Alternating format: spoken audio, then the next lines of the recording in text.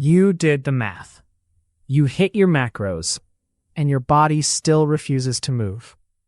The scale has been frozen for weeks. Cravings get louder, not quieter. Your energy is flat, like someone dimmed the lights. Sleep turns fragile. Mood swings spike over nothing. That is the brutal contradiction. You can follow the plan and still be stuck, because the problem is rarely effort. The problem is what you are measuring, what you are missing, and what your body is signaling under the surface.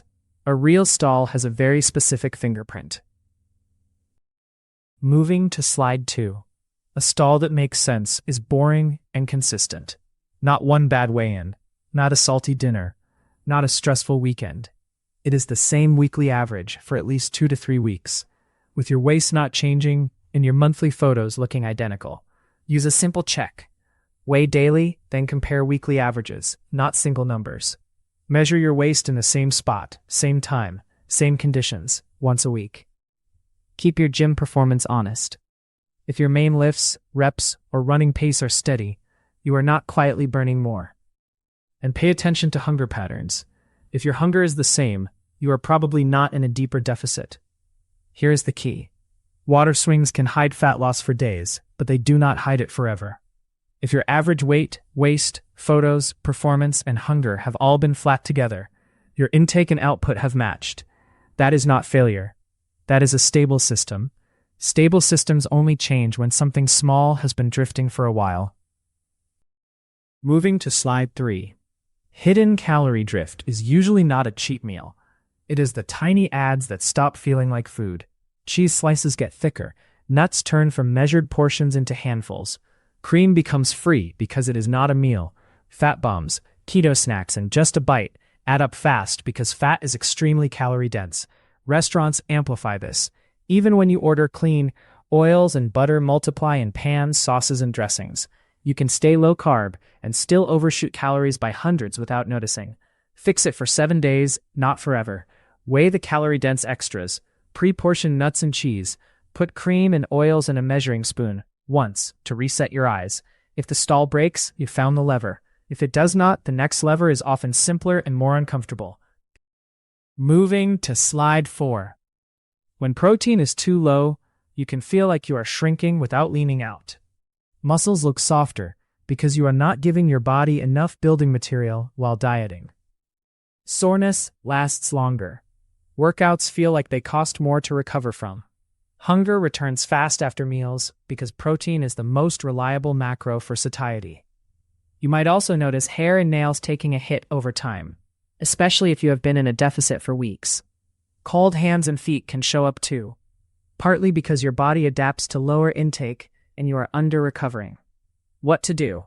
Put protein first at every meal. Build the plate around a clear protein anchor, then add carbs or fats around it. If you track, hit your protein target before you worry about perfect fats. If you don't track, use consistent portions and repeat them.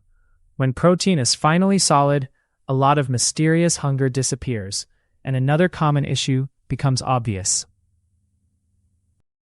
Moving to slide 5. Electrolytes are not a supplement detail. If sodium, potassium, and magnesium are low, you can feel broken even when your calories are perfect. Headaches after meals. Dizzy when standing up. Heart racing at night. Leg cramps that appear out of nowhere. Your gym pumps disappear and everything feels flat. Low-carb diets increase sodium loss through the kidneys, especially early on, but it can keep happening when your intake stays low and you drink a lot of water.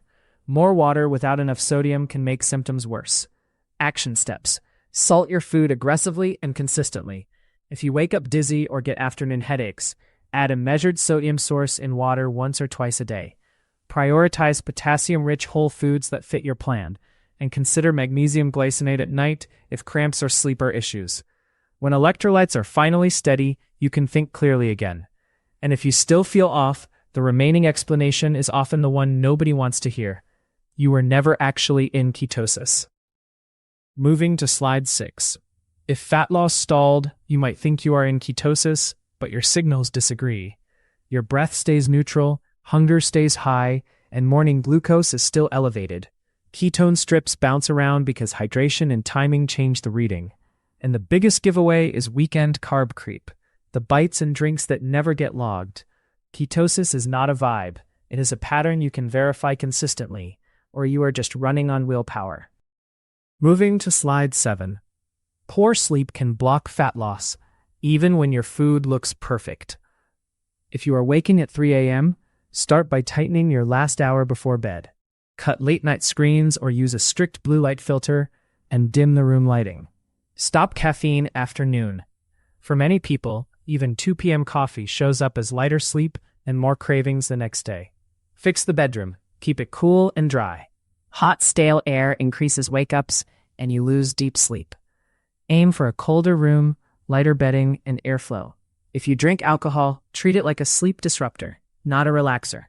It fragments the night, reduces deep sleep, and you wake up dehydrated and hungrier. Use a simple rule for 2 weeks. Same bedtime and wake time. Caffeine cutoff, cool room, and no alcohol on weekdays. When sleep depth returns, morning appetite calms down. Moving to slide 8. Chronic stress often feels exactly like hunger. Snacking starts to feel urgent, not optional, and you reach for quick energy even after a full meal. Your resting pulse trends higher, your jaw is clenched without you noticing, and workouts feel harder at the same effort. Belly fat can also be more stubborn when stress is high, partly because you move less and sleep worse, not because you are broken. Give your nervous system a daily off switch. 10 minutes of easy walking after meals, 2 minutes of slow nasal breathing before you eat, and a hard stop to work messages at a set time. If hunger spikes only when your brain is overloaded, that is not a fuel emergency. It is a stress signal you can downshift. Moving to slide 9. NEAT is the quiet budget killer.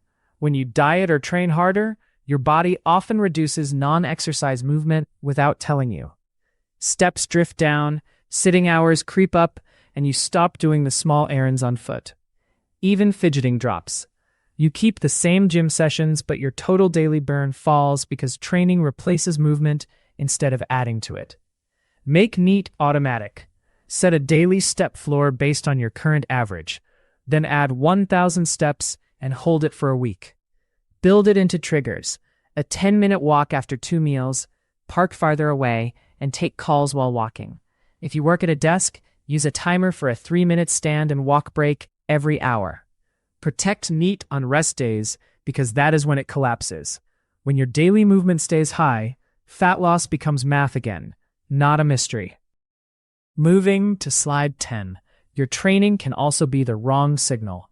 If strength is trending down, runs feel heavier, and rest days never restore you, you are likely under-recovered.